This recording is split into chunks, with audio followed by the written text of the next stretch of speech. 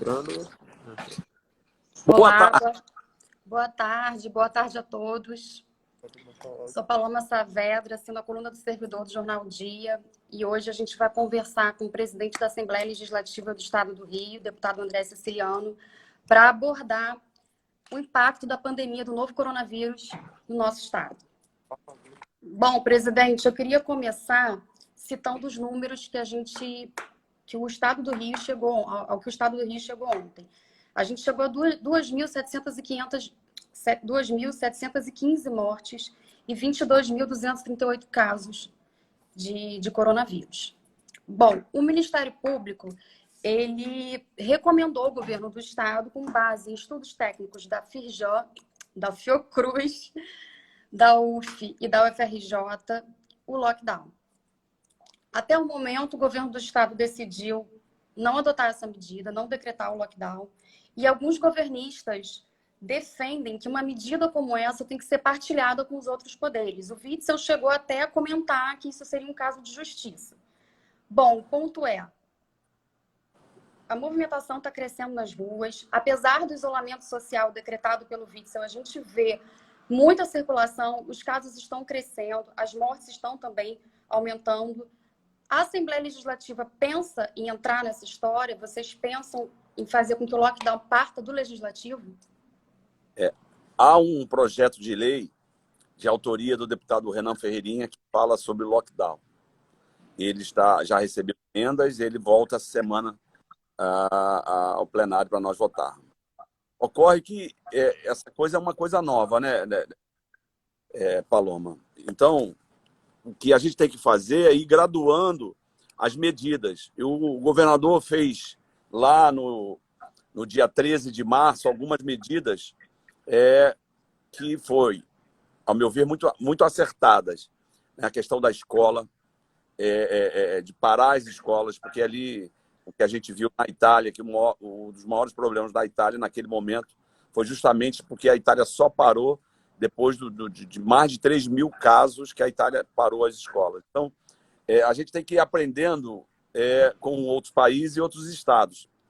A gente viu que uma mudança só de placas de carro em São Paulo deu problema, por exemplo, nos transportes públicos, né? Você teve mais gente buscando um ônibus, por exemplo. Então, o que a gente precisa ir é ir graduando essas medidas. Eu não tenho dúvida que vai chegar um momento que, se o Estado tiver que adotar o lockdown, vai ter que fazê-lo, né? E eu acho que tem que ser para e passo com os municípios, porque o cidadão não mora no Estado, ele mora no município. Então, aqueles municípios que têm mais problemas hoje, o governo precisa estar junto dos prefeitos, né, através da sua estrutura de secretarias, Defesa Civil, Polícia Militar, Saúde, para que a gente possa ter, nesses municípios, esse lockdown.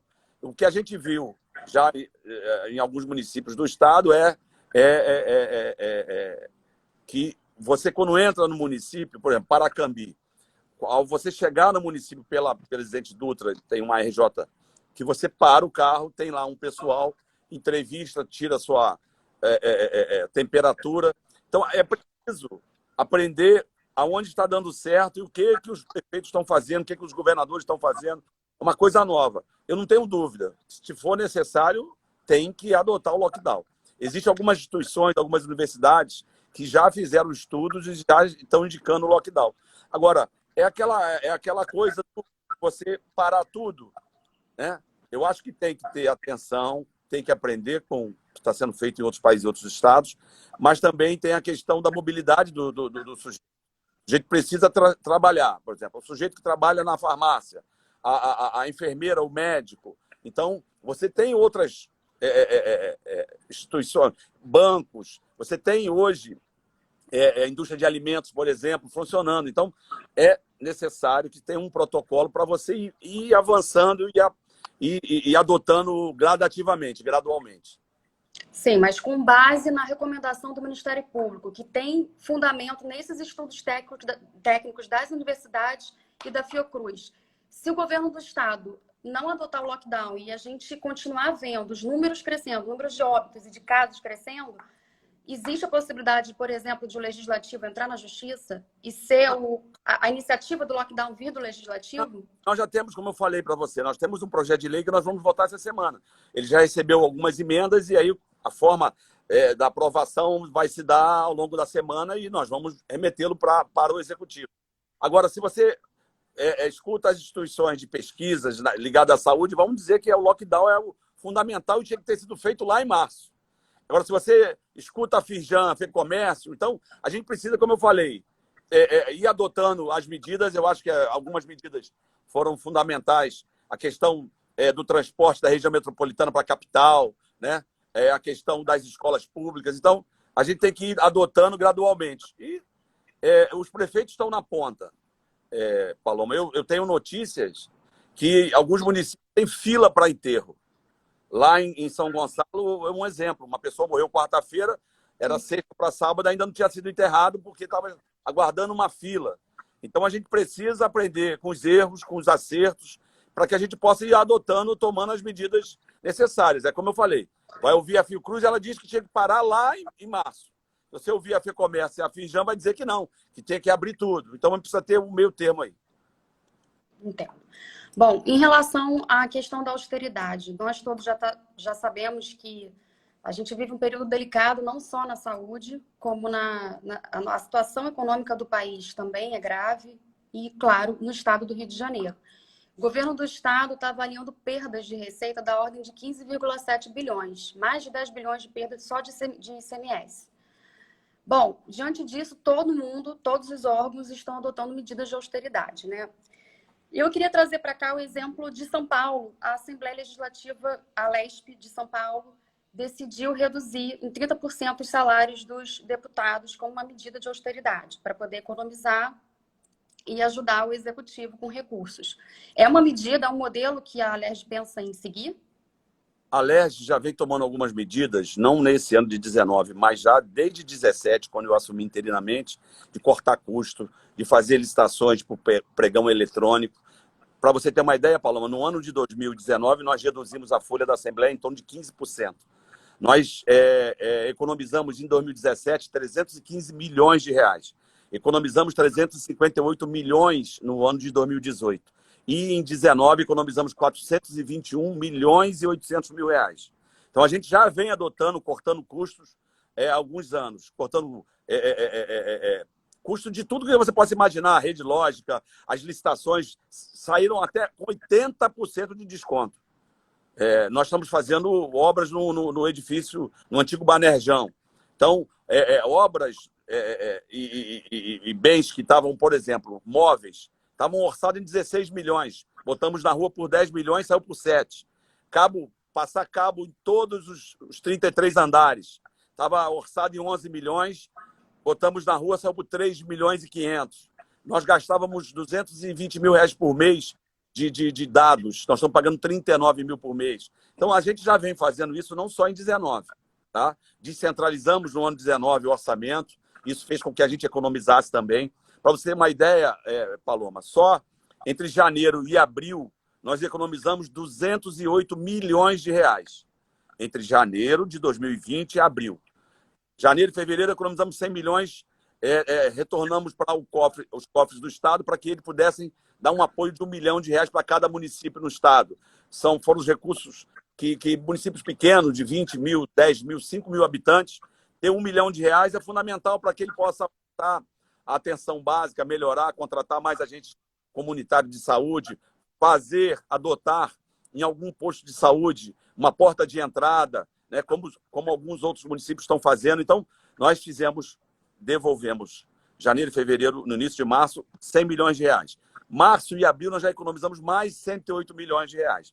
Nós estamos fazendo algumas reuniões com o Executivo, com o Ministério Público, com o Tribunal de Contas do Estado, para que a gente possa devolver esses 100 milhões, mais 108 milhões, com um compromisso do Estado, por exemplo, contratar leitos de UTIs e leitos de enfermaria em hospitais privados, porque a gente está vendo hoje que tem uma dificuldade de equipamentos.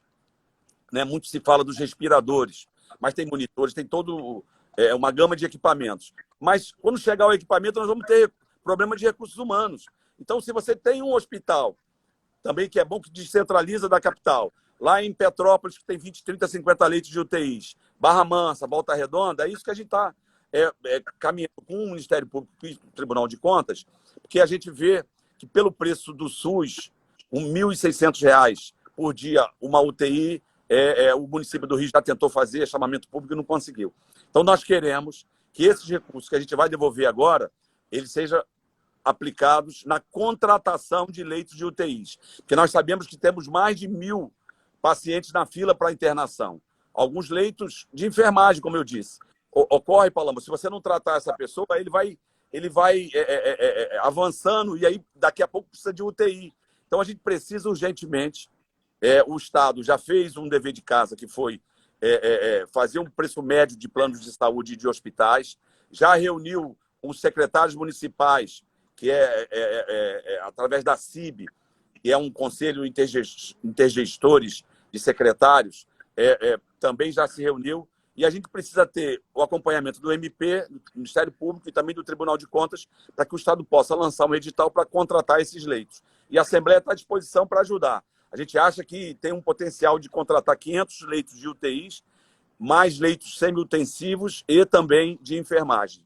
Então, a Assembleia quer fazer essa parceria, quer devolver essas economias do mês de março e abril para que o Estado possa contratar no chamamento público esses leitos. Mas esse modelo da Alesp de reduzir salário de deputados, como é que vocês veem isso? Não seria uma mensagem de austeridade para a população? Muitas das vezes o político toma algumas medidas mais para a mídia. Nós economizamos 421 milhões no ano passado, 35% do nosso orçamento. Eu trabalho, quando trabalhador, eu estou aqui direto, de segunda a sexta. Então, essa medida de você avançar no salário para fazer um projeto de lei para jogar para a plateia, eu sou contra. Mas eu sou a favor de cortes, como nós vemos fazendo. Como a gente tem feito, e a gente economizou em 3 anos, Paloma, mais de R$ 1 bilhão. E esse ano a gente vai para economizar mais de 550 milhões de reais. Quase 40% do nosso orçamento. Quais são as medidas de corte de gastos que vocês estão adotando? Não, mas a gente já fez algum tempo. Desde lá de trás. Desde economia com energia elétrica, então, estamos economizando R$ 500 mil por mês de energia. Isso não foi agora, isso já vem desde 2019. A gente tem, como eu falei para você, revisto contratos, licitados contratos com um desconto de até 80% nos preços. Então, a gente tem feito isso e não é por conta da pandemia. Logicamente, precisa fazer mais. E a Assembleia Legislativa do Estado do Rio de Janeiro, não tenha dúvida, Paloma, tem feito, tem cortado na carne, não é fácil, porque você vai acabando tirando alguns direitos de parlamentares, da mesmo funcionário. Então, a gente tem feito isso, não é fácil, mas está indo bem. Como eu disse, nosso orçamento é 1.200 bi. O ano passado economizamos 421 milhões. Esse ano vamos economizar mais de 550 milhões. É mais de 40% do nosso orçamento. Dessa economia de recursos do orçamento de vocês, como que vocês pretendem ajudar as comunidades do Rio? Eu pergunto isso porque esse debate começou na Assembleia Legislativa. Líderes comunitários têm conversado para elaborar um plano de combate, de enfrentamento à Covid-19. De que forma que a Alerj pretende ajudar as comunidades do Estado do Rio? Como que vocês vão entrar nesse projeto? Há 2 semanas atrás, foi apresentado um projeto, Fiocruz, universidades, professores, várias instituições, para um plano de combate à pandemia nas comunidades da capital, especialmente na capital, nas favelas.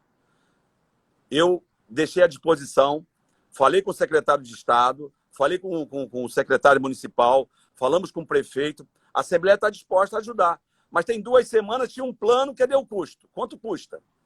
Então, precisa fazer o dever de casa. Tem um plano, é bonito, está no papel, mas quanto custa? Até hoje não tem esse valor ainda.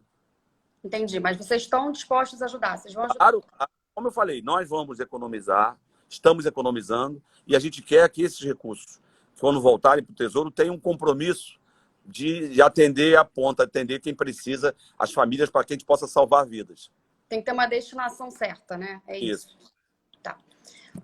Outra questão que eu queria abordar é o caso das subnotificações. Todas as autoridades no país todo, governadores, autoridades sanitárias, estão admitindo que há subnotificação. E isso está fazendo com que, na verdade, os registros que a gente lê é só o que é oficial. Então, eu queria saber o seguinte, a Alerj, né, não seria a hora de o Legislativo, como um órgão fiscalizador, adotar alguma medida, cobrar do governo a oferta de mais testes, para que, de fato, todos os casos, pelo menos a gente... Pelo menos que a gente consiga... Tem que cair, não é live. Pelo menos para que a gente consiga chegar a casos oficiais e conseguir, inclusive, melhorar o enfrentamento à pandemia. Eu sou autor de um projeto de lei que nós já aprovamos, que já foi para o governo sancionar, que obriga laboratórios, hospitais públicos e privados, farmácias, aonde realizam testes, que eles são obrigados compulsoriamente a notificar suspeita e casos comprovados. O sujeito vai, contrata um laboratório, está comum hoje, o laboratório está indo nas residências.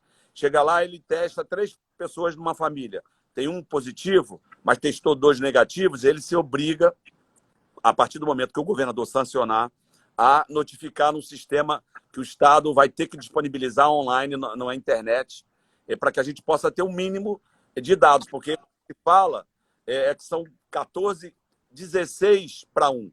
Para cada caso notificado, podem ter entre 14 e 16 casos. Para cada óbito, podemos ter mais de 10 óbitos. Então, nós estamos subnotificações e a Assembleia, eu sou autor do projeto de lei, nós já aprovamos, foi para o governo sancionar, que obriga hospitais públicos e privados, laboratórios, farmácias, para notificar compulsoriamente casos positivos e suspeitas.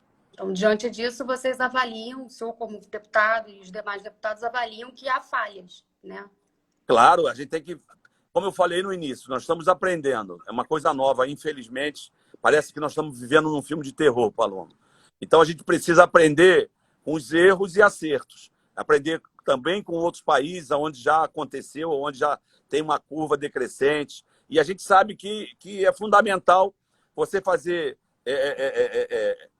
o teste, que você definir o grau de comprometimento, por exemplo, do pulmão da pessoa que está positiva.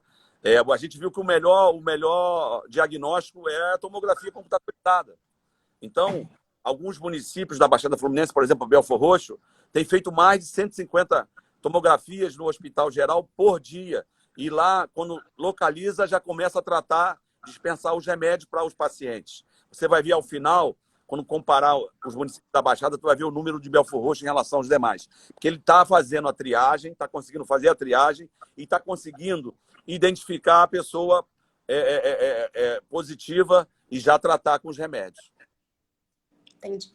Bom, vou voltar um pouco aqui à questão da crise financeira. O senhor já falou sobre a austeridade, sobre o corte de gastos na Alerj, mas a gente tem um problema ainda maior, que é de impacto nacional. Todos os estados estão precisando da ajuda da União. O estado do Rio, antes dessa pandemia, também precisava. Né? E... Gente...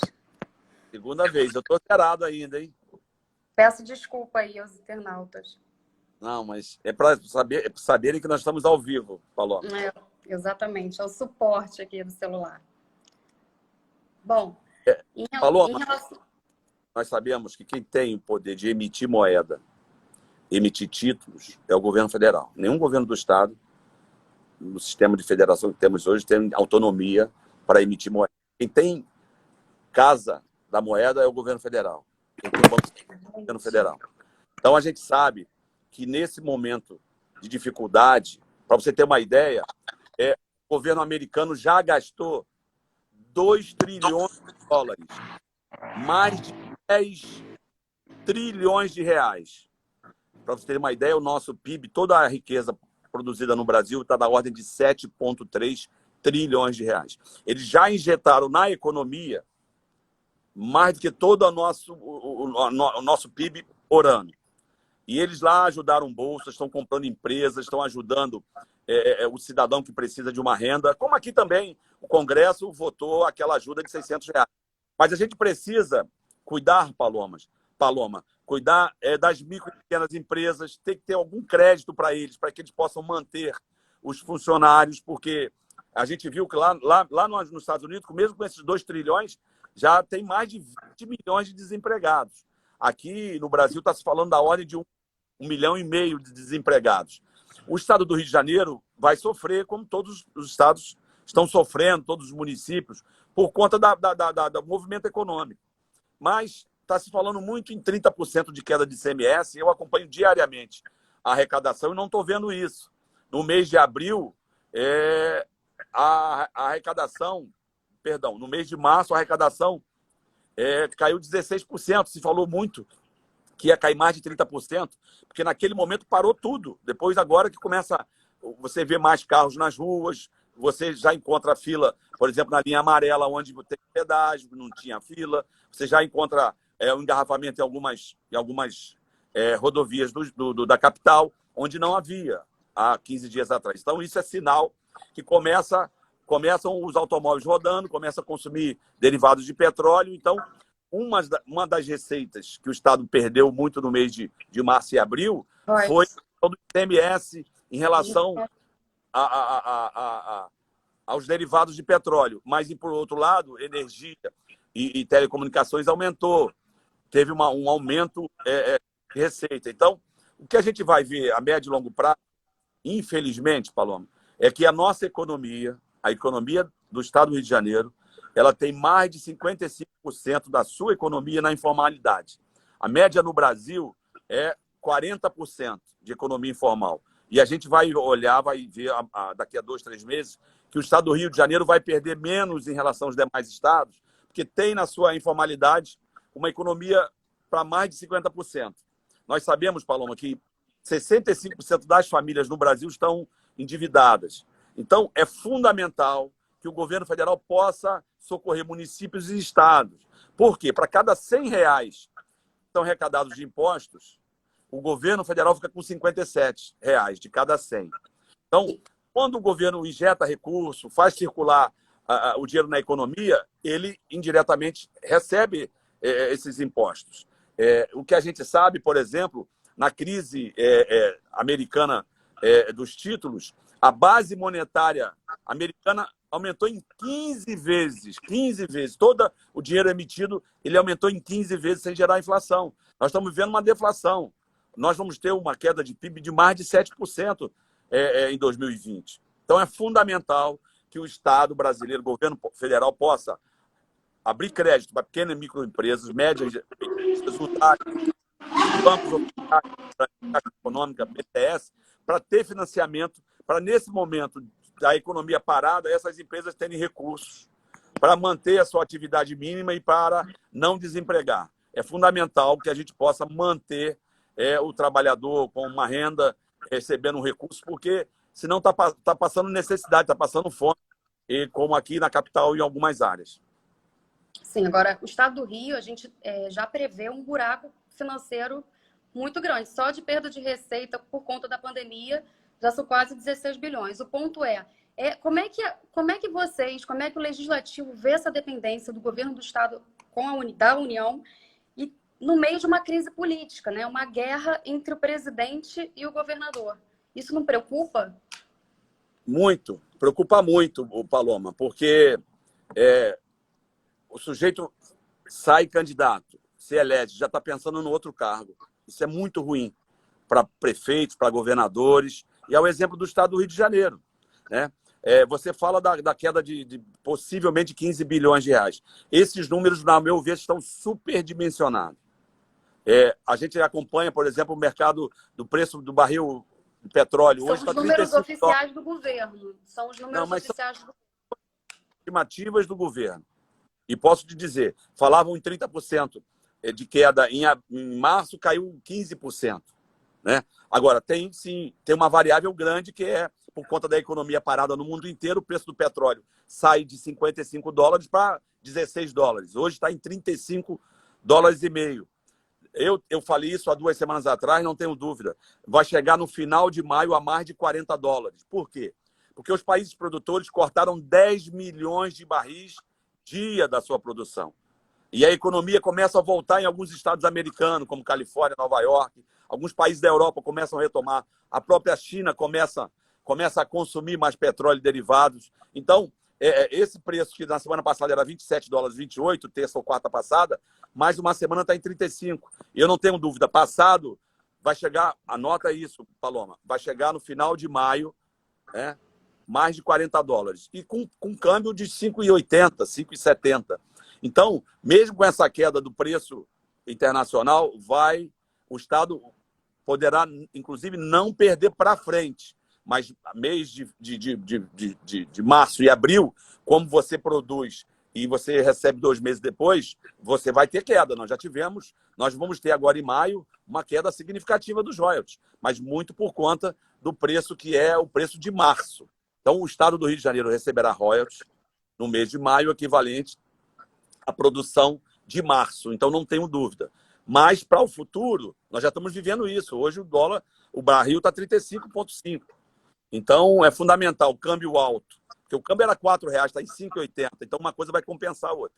Em relação ao ICMS, como eu te disse, nós vamos ver no futuro que a nossa economia tem um nível de informalidade muito alta.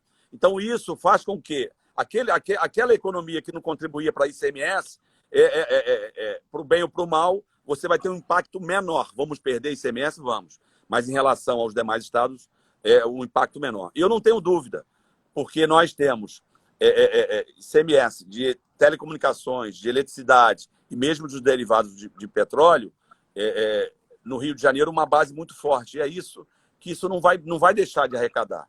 Então, o Sim, Estado... Em 30%, eu não acredito que será isso tudo.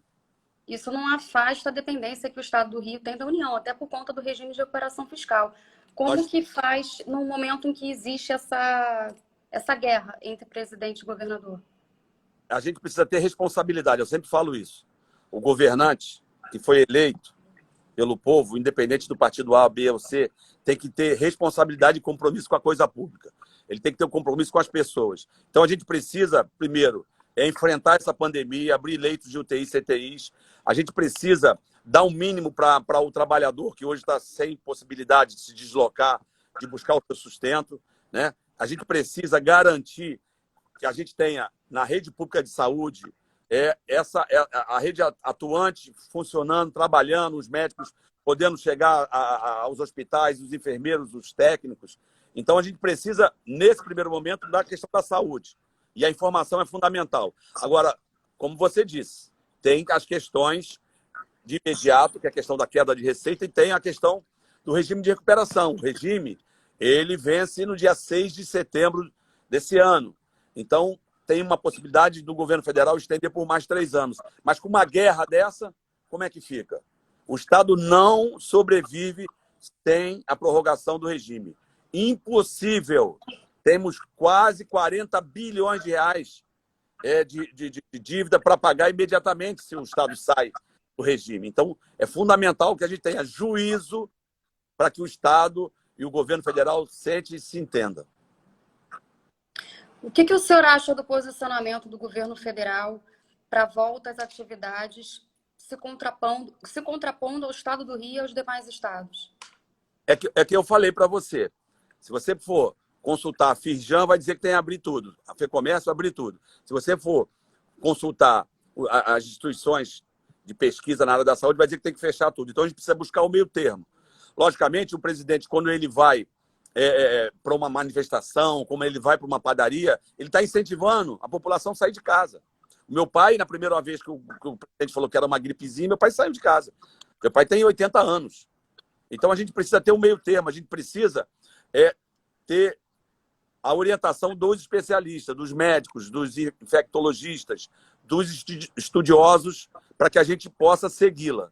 Então, é fundamental a informação e fundamental que os governantes possam dar bons exemplos, fazer a coisa certa. O presidente pode ter uma opinião, mas ele, ao meu ver, tem que seguir as regras da OMS, dos médicos e os próprios institutos, como a Fiocruz, que diz que a gente precisa ter esse afastamento social nesse momento. Bom, ainda né, nesse cenário de pandemia, o governo do estado, em março, elaborou um documento. O senhor estava lá no Palácio Guanabara, quando o governador apresentou 29 medidas para amenizar o impacto econômico da pandemia no estado do Rio. E entre essas medidas, existe uma reforma administrativa. O governo já enviou à LERJ um projeto que é para retomar o programa estadual de desestatização. Na prática, é a privatização ou fusão de fundações, empresas e sociedades de economia mista. A LERJ vai votar esse projeto durante a pandemia? Não, não vamos. Na verdade, o que o governo mandou para cá, ele mexe num programa de desestatização de 96, Ele retoma, numa lei. E ele manda para cá, nessa lei, a mudança também de alguns artigos. Inclusive, eu sou autor do artigo 10º, que garante que a gente não vá privatizar as universidades estaduais, os institutos. Então, o que ele quer, na verdade, é extinção de algumas autarquias, né? A Emater, por exemplo, ele fala muito de CCIERJ, mas quando ele fala de extinção, ele não fala de acabar com o gasto. Ele vai pegar aquela estrutura que, por exemplo, está ligada, vou dar o exemplo do CCIERJ, está ligada à ciência e tecnologia, e ele vai fundir com outra. Não tem economia nenhuma, Paloma. Salvo a Rio Trilhos, a antiga central. Essa sim, essa tem um corpo funcional que o Estado precisa botar esse pessoal nas secretarias ou nas autarquias para que eles possam ter uma atividade. Então, salvo essa empresa, o resto, o que está se falando é fusão. Fusão não tem corta despesa nenhuma. O governo Pezão veio enxugando o custeio até o final de 2018. O governador falava que em 2017 o custeio voltou aos níveis de 2010. O que a gente viu, Paloma? Esse governo ele começa a ocupar mais cargos comissionados e ele começa a criar mais secretarias. Então, em 2019, se você pegar, foram criadas outras secretarias, foram ocupados cargos comissionados que estavam vazios. Então, a gente precisa ter... Então, eles estão indo na contramão da austeridade? Não só o discurso de que vai cortar, não só o discurso que vai cortar, mas fazê-lo na prática. O governador Witzel teve, por conta do regime de recuperação, vai ter 2 anos tranquilo, 2019 e 2020, parte de 20. Precisa ter o compromisso do governo federal para que a gente possa estender o regime. O governo vai passar 4 anos, se esse regime for prorrogado, sem pagar nenhum custo da dívida. Vai ser o governo dos últimos 30 anos que teve o menor custo com dívida. Então, ele precisa ter uma matriz de desenvolvimento econômico, precisa ter uma matriz para que a gente possa crescer, diversificar, sair da dependência dos royalties. Então, o Estado precisa ter propositivo, ativo, para que a gente possa discutir matrizes, né, do Estado do Rio de Janeiro. Então, fundamental é que a gente precisa ter políticas para que a gente possa sair da dependência dos royalties. Eu não tenho dúvida. E é necessário e é urgente, porque senão a gente vai ficar só com a ladainha, com a cantilena do déficit, querendo, por exemplo, naquelas medidas se fala de voltar para os poderes o aposentado e o pensionista. Tudo bem, eu falei, eu aceito, desde que aquele aposentado e pensionista que contribuiu 30 anos para o Instituto e agora para o Rio Previdência, esse recurso volte. E que os descontos mensais também voltem para o poder. Eles não querem. Então, tem muita coisa, muitas medidas que estão no papel que é mais para botar o bode na sala, eu não tenho dúvida. Essa é uma delas. Falar que os poderes vão arcar com a despesa do aposentado e pensionista, quando ao longo dos anos ele contribuiu para o Instituto e para a Rio Previdência, como é que é isso? Então, a gente precisa ter tranquilidade, a gente acompanha as receitas, a gente, no final do ano de 2019, Paloma, nós adotamos algumas medidas na Assembleia Legislativa que possibilitam, a partir de 19, o aumento de mais de R$1 bilhão por ano em receitas. A gente estendeu aquele antigo FEF, que hoje é o FOT, que é aquele benefício fiscal. As empresas que têm um benefício fiscal, por hipótese, a empresa tem um benefício de R$1 milhão que ela deixa de pagar mensalmente. Então, ela tem que pagar 10% desse benefício. Antes, ela também pagava 10%, mas só pagavam as empresas com faturamento do ano anterior acima de R$100 milhões. Então, mais de 70% das empresas ficavam fora. Hoje, não. Nós isentamos a micro e pequena, a cultura, e a gente está cobrando para todas as empresas. Todas as empresas. Se ela tem um benefício, ela tem que pagar. Essa é uma questão. Em relação ao FECP, a gente incluiu a linha C no Fundo de Combate à Pobreza, mais de 500 milhões de reais de receita. E a gente, Paloma, a gente aqui na Assembleia, não só em 19, mas desde 17, nós votamos coisas aqui para possibilitar que o Estado pudesse botar o salário em dia, pegar o empréstimo de 2,9 bi. Nós aumentamos a contribuição dos servidores, nós criamos um teto de gasto no Estado. A Assembleia votou coisas lá. A Assembleia estava cercada ao som de bomba de efeito moral, bala de borracha, gás de pimenta, e a gente votou. A Assembleia não correu do compromisso. E olha, o único Estado a aderir ao regime de recuperação foi o Estado do Rio de Janeiro. Minas precisa, o Sul precisa, porque a Assembleia teve peito e coragem de votar medidas amargas para que o Estado pudesse aderir ao regime de recuperação, que nada mais é que uma lei que reconhece a falência do ente público, que é a lei do regime de recuperação, a 159. Mas esse projeto das privatizações... Ele vai andar... Já fizemos uma audiência pública. Mas vota na pandemia? Não. A gente precisa... Tem medidas que a gente precisa ter calma, ouvir os servidores, ouvir os interessados. Nós não vamos tomar nenhuma medida para tirar direitos de servidores. E as medidas, como eu te falei, 90% das medidas que fala de privatização, na verdade, é a extinção de órgãos que serão levados para outra estrutura sem nenhuma economia. Só para dizer que acabou com a FIA, que acabou com o CCERJ, e é risco. Então, a Assembleia, eu estou falando aqui o nome dos 70 parlamentares, a Assembleia tem um compromisso de ajudar, como a gente vem ajudando, Paloma. A gente vem ajudando já desde 2017, retornando recursos, economizando recursos do Tesouro e devolvendo ao Estado, para que pudesse ajudar no pagamento do 13º, pagamento de pessoal no ano de 17, 18 e 19 também, mas com responsabilidade. Então, todas as matérias que virão para cá, nós vamos debatê-las. A exemplo dessa lei que muda a lei de 96, que é a lei da desestatização. Tá, é que a gente já está encerrando aqui, já estamos com o horário já do encerramento da live. Eu queria fazer mais uma pergunta, que é em relação aos contratos emergenciais na saúde. Na verdade, foram feitos vários contratos emergenciais que culminaram até em operação da Polícia Civil, né? Não houve fiscalização. O que a Alerj pretende, então, fazer daqui para frente para evitar esse tipo de prática? Que aconteceu logo no início da pandemia. A Alerj já fez. Imediatamente, quando saíram as notícias, a Alerj notificou o Tribunal de Contas e o Ministério Público. A Alerj pede informação. Estamos aguardando, o secretário Edmar, o ex-secretário, ficou de nos mandar cópia de todos os procedimentos de dispensa de licitação, capa a capa. Ele diz que de 66 contratos, eles cancelaram 42 contratos. Entre 40 e 42 contratos. A gente pediu cópia de todos os contratos, capa a capa. Mas não deveria ser feito isso antes das notícias? Como?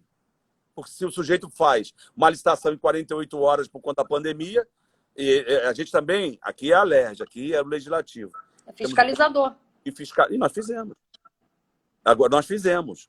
E fizemos com responsabilidade, porque não adianta pegar um ou dois partidos aqui e falar, vamos fazer a CPI, porque a CPI é mais 6 meses. Quando a gente pode notificar o MP, notificar o Tribunal de Contas para fazer a inspeção imediatamente nos contratos. O Tribunal de Contas é um órgão auxiliar da Assembleia. Então, todas as vezes, foi igual na SEDAI. Nós fizemos primeiro 16 perguntas, logo no início do problema da SEDAI, notificamos, pedimos ao Tribunal de Contas que fizesse uma inspeção na empresa. A Assembleia não está parada. Agora, a Assembleia não pode andar na frente dos contratos. Primeiro tem que haver o contrato para depois ter a fiscalização. Tá. Bom, a gente já está no encerramento. Se você parar uma pergunta aqui, que tem internautas que estão enviando mensagens, e o que está recorrente aparecendo aqui é a questão da convocação dos aprovados no concurso da Polícia Militar de 2014. Estão pedindo a atuação do Legislativo para a chamada de mais aprovados. Como é que vocês pretendem atuar? Como é que vocês vão atuar para o Estado chamar mais gente? Tem uma questão que é objetiva, que é a questão da Lei de Recuperação Fiscal. O Estado diz que poderia chamar todos os 3.000 aprovados. A Assembleia fez parceria para ajudar no pagamento desses aprovados. Então, a Assembleia quer que o Estado chame, fez um compromisso com o governador no ano passado de pagar os salários desses concursados. E a gente não correu do compromisso. Mas isso é uma coisa do Executivo, aqui no Legislativo. A gente está concorrendo, ajudando, para que o Estado possa ter condição de contratar. Segurança Pública, agora não, que o nosso maior problema aí, nesse instante é a saúde. Mas a gente viveu até 45, 70 dias atrás o problema da instabilidade, da falta de segurança. Então, fundamental que o Estado possa chamar todos os concursados. E a Assembleia está em parceria, fez assim com os papiloscopistas, fez assim com os oficiais de cartório, e a gente espera que o governo possa chamar todos os concursados na área de segurança pública. Tá bom, então, presidente, quero agradecer o convite, por você ter aceitado o nosso convite, pela participação aqui, pelos esclarecimentos. Tá? Temos Degase, temos 800 PMs também, tem PMs femininas, que a gente fez uma lei para que elas pudessem estar nesse chamamento. Então, tem um compromisso do secretário de Estado da Polícia Militar de chamar. Tem Fundação Santa Cabrini, tem DESIP, tem outros concursos que ainda estão em vigor e que a Assembleia tem ajudado, apoiado, inclusive judicialmente, para que essas pessoas possam ser chamadas. Tá ok, então. Obrigada. Boa tarde. Obrigada a participação de todo mundo. Obrigado, Paloma. O meu não caiu, hein? Meu telefone não caiu. Obrigada.